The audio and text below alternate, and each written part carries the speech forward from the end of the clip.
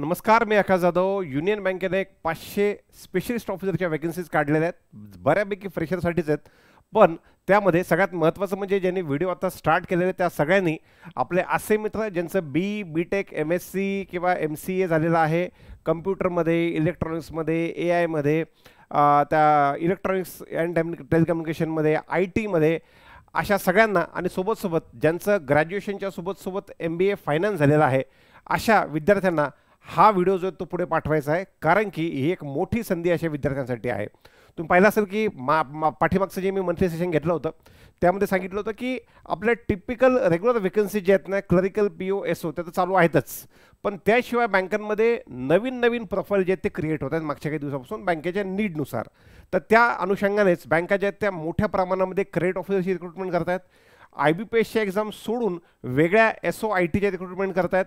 Local bank ऑफिसरची recruitment करत आहेत. SBI सारख्या बँका CBOची रिक्रुटमेंट करत आहे. कारण की जॉबची नीड जी आहे त्या पद्धतीने झालेली आहे.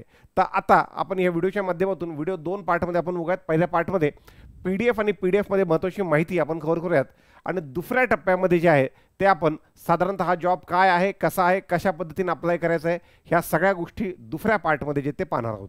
ते पाहत असताना मला पुढच्या 30 सेकंदामध्ये किंवा 1 मिनिटामध्ये एक अनाउन्समेंट करायची ती म्हणजे आपली SSC CGLची ऑफलाईन आणि ऑनलाईन दोन्ही सेपरेट बॅचेस आपल्याला स्टार्ट होत आहेत 5 मे पासूनच. ऑनलाईन बॅच संकल्प 247 ॲपवर आहे.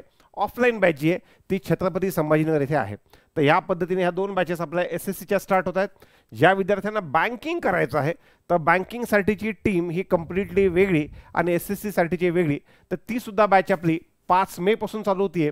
आणि सोबत ज्या विद्यार्थ्यांना रेल्वेची तयारी करायची आहे अशा विद्यार्थ्यांसाठी RRB ALP अर्थात असिस्टंट लोको पायलटची जी बॅच आहे ही सुद्धा आपली 5 मे पासून स्टार्ट होती आहे.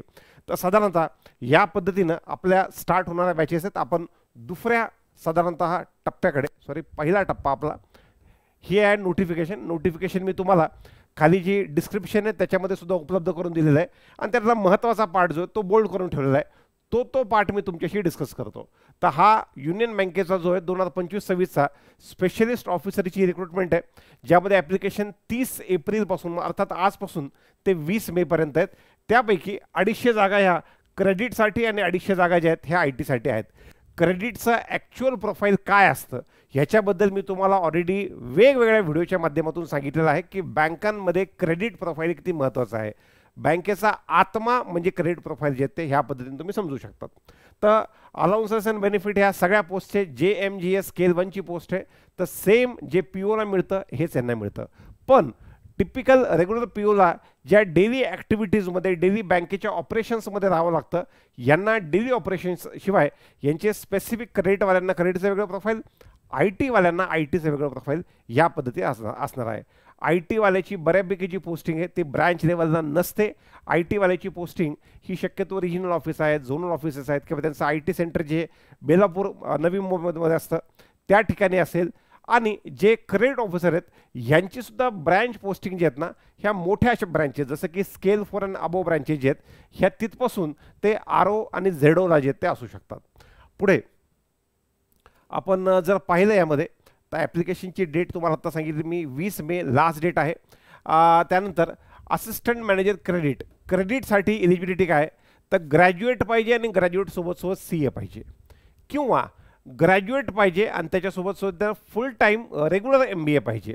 आता ह्या ठिकाणी मणिपालची जी डिग्री ICICI मणिपाल, HDFC मणिपालसोबत असते ती वाली डिग्री AICTE रिकग्नाइज नसल्यामुळे ती ह्यामध्ये काउंट होणार नाही आणि ती रेग्युलर डिग्री नसल्यामुळे सुद्धा ह्यामध्ये जे ते काउंट होणार नाही. तर तुमचं MBA, MMS, PGDBM किंवा PGDM या फायनान्समध्ये पाहिजे आणि समजा 2 सब्जेक्ट असतील मेजर मायनर तर त्यापैकी मेजर फायनान्ससुद्धा चालून जाईल. तर अशा पद्धतीने त्यांचं आहे. बाकी वर्क एक्सपिरियन्सची कसलीही आवश्यकता नाही, डिझायरेबल म्हणलेलं आहे, असलं तर चालेल या पद्धतीने. तर वर्क एक्सपिरियन्सची आवश्यकता नाही आहे. पण एज लिमिट जी आहे ती शक्यतो एखाद्या POला 20 ते 30 असते, ह्यांची 22 ते 30 आहे. ही एक महत्त्वाची गोष्ट लक्षात घ्या कारण की एवढं शिकायला 22 वर्ष किमान लागतातच. कारण की शिक्षणच बघा ग्रॅज्युएशनपर्यंत 12+3 किंवा 12+4 जर पकडले किंवा 12+3 पकडले 15 आणि 15 आणि MBAचे 2 वर्ष 17 आणि शाळेमध्ये टाकण्यासाठी लागलेले 6 वर्ष पकडलं त्यामुळं त्यांनी 22 पासून एज लिमिट जी ती दिलेली आहे. आय टी जर बघितलं तर आय टीसाठी असिस्टंट मॅनेजर आय टीसाठी BE BTech MCA MSc IT MS MTech 5 years integrated MTech यापैकी काही कशामध्ये computer science IT electronics and computer science electronics and telecommunication data science machine learning AI cyber security कशातही चालेल.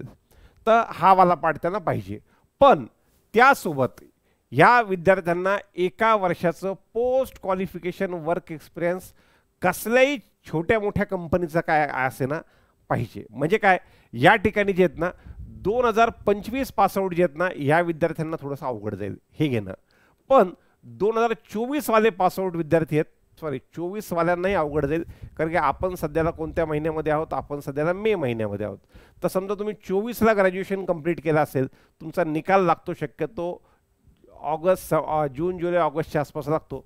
तर तुमचंही 1 वर्ष कंप्लीट होत नाही. तर ही वाली ॲडव्हर्टिजमेंट आय टीसाठीची ही जी ॲड आहे, तर असं समजा 2023 2022 मागच्या पासआउट मुलांना आहेत, 24 वाल्या मुलाचे 1 वर्ष जे ते भरत नाहीत. आणि तो या कशातही क्लाउड ऑपरेशन त्यानंतर नेटवर्किंग डेटा अनालिटिक्स कशातलाही कुठल्याही कंपनीचा एक्सपिरियन्स जो आहे तो चालून जातो. असं काही मेन्शन नाही की फॉर्च्यून 500 कंपनी पाहिजे किंवा आय टीची अशीच कंपनी पाहिजे, उडाडात असलेली कंपनी पाहिजे. कोणत्याही टाईपचं साधारणतः तुमचा वर्क एक्स असेल चालून जातो. तर तुम्ही त्यासाठी 2023 22 21 20 ह्या पाठीमागचे ग्रॅज्युएट जे आहेत ते पाहिजे. असो थोडंसं पुढे या कट ऑफ डेट जे आहेत ना, तर तुम्हाला cut off date for purpose of age कॅल्क्युलेशनसाठी 1 एप्रिल 2025 ही कट ऑफ डेट जे ते असणार आहे. पुढे अप्पर एज लिमिट जी आहेत ती त्यामध्ये OBCला 3 वर्ष एक्स्ट्रा मिळतील आणि SC ST 5 वर्ष एक्स्ट्रा मिळणार आहेत.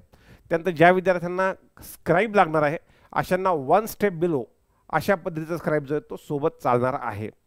महत्त्वाचा मुद्दा, प्रोबेशन 2 वर्षाचा असणार आहे. त्याच्यानंतर तुमचं कन्फर्मेशन होईल आणि तुमचा जो सर्व्हिस बॉन्ड असणार आहे तो सर्व्हिस बॉन्ड 3 वर्षाचा असणार आहे.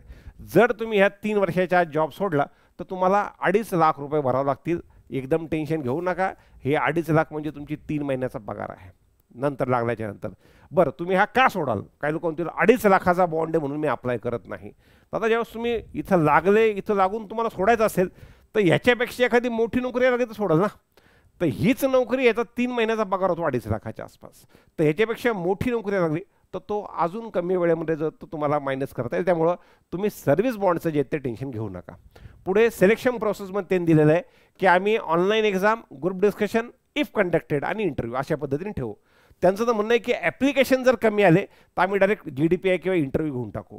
आपण तसं होऊ देणार नाही. जास्तीत जास्त मराठी मुलांपर्यंत मेसेज गेला की ऑटोमॅटिकली जे आहे ते ॲप्लिकेशन्स वाढतात. आणि आपली इच्छा आहे की इथले जे काही आपले टेक्निकल कॉलेजेसमधले मुलं आहे ह्यातला मराठी टक्का जो आहे तो चांगला पाहिजे. आणि का नसावा त्या पाठीमागचं कारण, आय टी जर तुम्ही बघितलं सगळ्यात जास्त इंजिनिअरिंग कॉलेजेस हे महाराष्ट्र आणि तमिळनाडूमध्ये आहेत. त्यानंतर शिक्षणाबद्दल जेवढे काही गव्हर्नमेंट युनिव्हर्सिटीच्या सोबत प्रायव्हेट मोठ्या युनिव्हर्सिटीज त्या पण महाराष्ट्रात आपल्याकडे हे कोर्सेस जे ते खूप आधीपासून आहेत. तर आपला टक्का त्यामध्ये चांगला असलाच पाहिजे. आणि जर का तो टक्का चांगला तुम्हाला ठेवायचा असेल तर जास्तीत जास्त मराठी मुलांपर्यंत सांगावं लागेल की ॲड आली म्हणून. पुढे तर त्यांनी ॲप्लिकेशन कमी असतील तर आम्ही GDPI घेऊन टाकू. पण साधारणतः मला वाटत नाही की ॲप्लिकेशन कमी येतील, कारण की बऱ्यापैकी फ्रेशरसाठीचीच पोस्ट मी त्याला समजतो.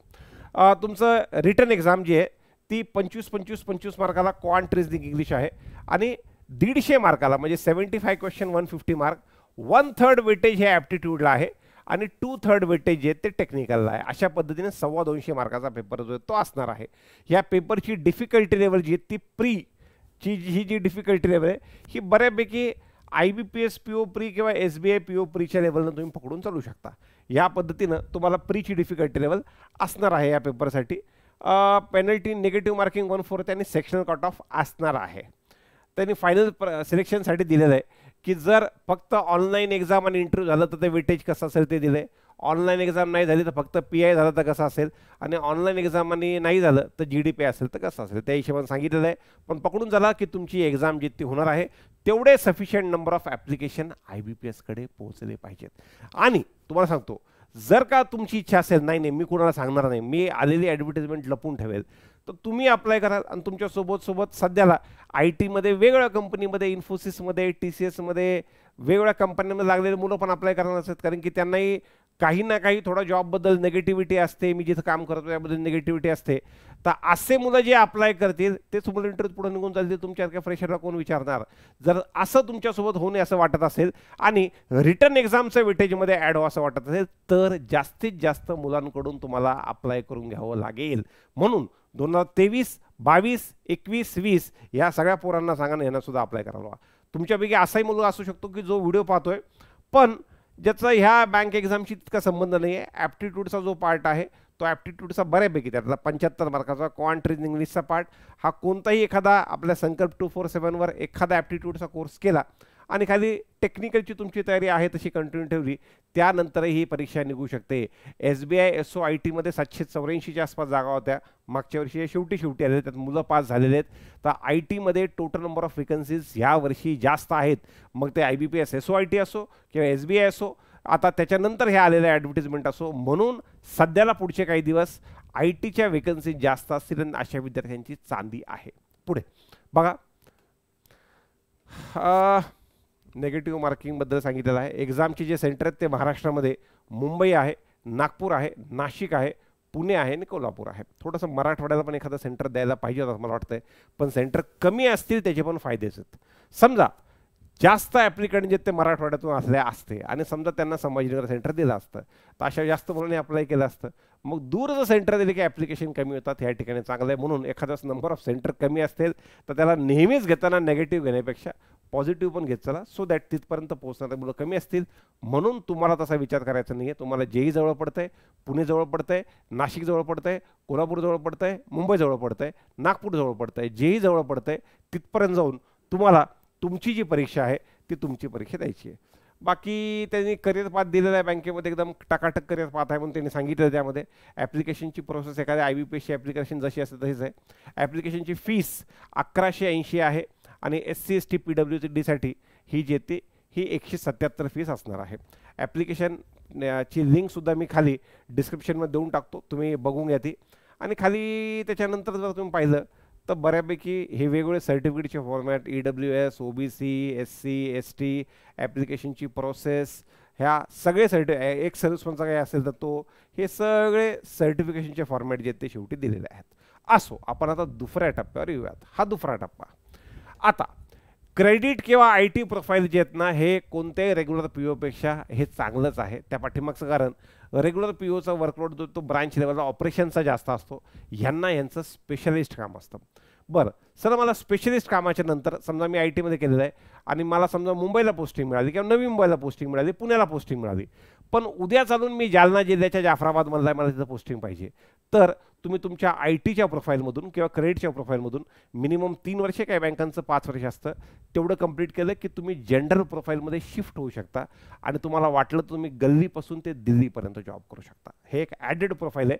अशी सुविधा तुम्हाला इन्फोसिस, TCS, कॉग्निझंट ह्या कंपन्या देणार नाहीत की हा वर्क फ्रॉम होममध्ये काही दिवस देऊ शकतील, पण जर का जागेवर जाऊन प्रोफाईल असेल तर असं प्रोफाईल तुम्हाला पुण्याला, मुंबईला, हैदराबाद, बँगलोर, चेन्नई, गुडगाव अशाच ठिकाणी जाऊन जॉब करावं लागेल, जी फ्लेक्सिबिलिटी तुम्हाला काही वर्षांनंतर उपलब्ध होऊन जाते. सर, मी प्रोफेशनल नॉलेजचं प्रिपरेशन कसं करू? बरं, त्यातल्या त्यात मी स्पर्धा परीक्षांची तयारी करतो, मी MPSC करतोय, मी UPSC करतोय, मी बँक एक्झाम करतोय, मी SSC करतोय, पण माझ्या ह्या टेक्निकल नॉलेजमध्ये खूप मोठा गॅप पडलेला आहे. मित्रांनो, त्याच्यानंतर पण तुम्हाला अप्लाय करायचं. त्या पाठीमागचं कारण, ज्यांनी हे टेक्निकल चांगलं केलेलं आहे ना, अशा पोरांचे क्वांट रिजनिंग आणि इंग्लिशचे सेक्शनल कट ऑफचा प्रॉब्लेम असतो. हे पोरं तिकडे सोडून जातात. हे आपल्यासोबत होऊ नये म्हणून तुम्ही लोकांनी हा मोठा गॅप पडला असेल तरीसुद्धा अप्लाय करायचं आहे. बरं, त्याच्या बेसिक प्रिपरेशनसाठी पाठीमागे SBI SOचं जे सिलेक्शन झाले होते त्याही मुलांना मी सांगतो, समजा एखादं काही त्यांना सिलेबसमध्ये काय काय ते पाहता येईल. अजून एक SBI SOIT मध्ये प्रोफेशनल नॉलेजचा सिलेबस दिलेला आहे. तर तुमच्याकडे जर जुनं नोटिफिकेशन गुगलवर शोधा, SBI SOIT 2024चं, त्याच्यामध्ये तुम्हाला सिलेबस सापडेल. तो सिलेबस जसं तसा इकडे दाखवू आहे. क्रेडिटच्या सिलेबसबद्दल काय तुम्हाला इश्यू असेल तर मी आपल्या समीर देशमुख सरांचा पण नंबर तुम्हाला उपलब्ध करून देतो. क्रेडिटबद्दल तुम्हाला सर मदत करतील. वर्क प्रोफाईल हे जनरल POपेक्षा चांगलंच आहे. त्यातल्या त्यात क्रेडिट इज द बेस्ट. लोकेशनबद्दल मी तुम्हाला सांगितलं आणि प्रमोशनबद्दल, प्रमोशन हे दर ॲप्रॉक्सिमेट 4 वर्षाला 5 वर्षाला हे मिळतंच. तसं रिटर्न त्यामध्ये 3-3.5 वर्ष असतात त्या हिशोबानं. Work experience for IT officer जे आहेत ते 2023 पासून तुम्ही अलीकडचे ग्रॅज्युएट असाल तर कोणत्याही छोट्या मोठ्या कंपनीचं वर्क एक्सपिरियन्स जे आहे ते त्यापैकी दिलेल्या फील्डपैकी नावाला तुम्हाला लागून जाईल. डिफिकल्टी लेवल ऑफ ॲप्टिट्यूड आत्ता सांगितलं SBI PO प्री किंवा IBPS PO प्रीच्या लेवल नसेल. Only GD plus PI possible आहे का, तर उत्तर आहे हो पॉसिबल आहे, पण आपल्याला ते पॉसिबल व्हायचं नाही. त्यातल्या त्यात तुमच्यापैकी असे मुलं जे फ्रेशर मुलं किंवा एखाद्या वर्षाचा साध्या कंपनीमध्ये अनुभव असलेले मुलं जर असतील तर अशांना विनंती आहे की जास्तीत जास्त पोरांकडून अप्लाय करून घ्या. जर तुम्ही अप्लाय करून नाही घेतलेलं, ॲप्लिकेशन कमी आले आणि डायरेक्ट इंटरव्ह्यू आले तर अशा वेळेला 10-10 15-15 वर्ष ॲक्सेंचरमधले पुन्हा वेगवेगळ्या मोठ्या IT कंपन्यांमधले MNC मधले मुलं इंटरव्ह्यू करतील आणि इंटरव्ह्यूतून पासून पुढे जाईल. त्यांनी साधारणतः तुम्हाला जर वाटतंय की फ्रेशर पोरांपर्यंत 23च्या 22च्या 21च्या 20च्या ह्या पोरांपर्यंत पासआउट पोरांपर्यंत हा जॉब जायला पाहिजे असं वाटत असेल तर तुमचं सुद्धा काम आहे जास्तीत जास्त पोरांना ॲप्लिकेशन जे ते करायला लावणं. बस एवढीच माहिती ह्या व्हिडिओच्या माध्यमातून मला द्यायची होती. पण सोबत मी पुन्हा एकदा रिपीट करतो ते म्हणजे आपली SSC CGLची स्टाफ सिलेक्शनची ऑनलाईन आणि ऑफलाईन बॅच, त्याच्यानंतर बँक एक्झामची तेजस ऑफलाईन बॅच, त्याच्यानंतर RRB साठीची असिस्टंट लोको पायलटची बॅच, ह्या सगळ्या बॅचेस आपल्या 5 मेला चालू होत आहेत. तुमच्यापैकी जे विद्यार्थी अशा बॅचेससाठी इंटरेस्टेड आहेत त्यांच्यापर्यंत ही माहिती तुम्हाला जे ते पोहोचवायचं आहे. व्हिडिओ आवडला असेल तर निश्चित लाईक करा आणि अशा पद्धतीनं ह्या जास्तीत जास्त एक्झामला जिथे तुम्ही एलिजिबल आहात अशा ठिकाणी अप्लाय करा. धन्यवाद.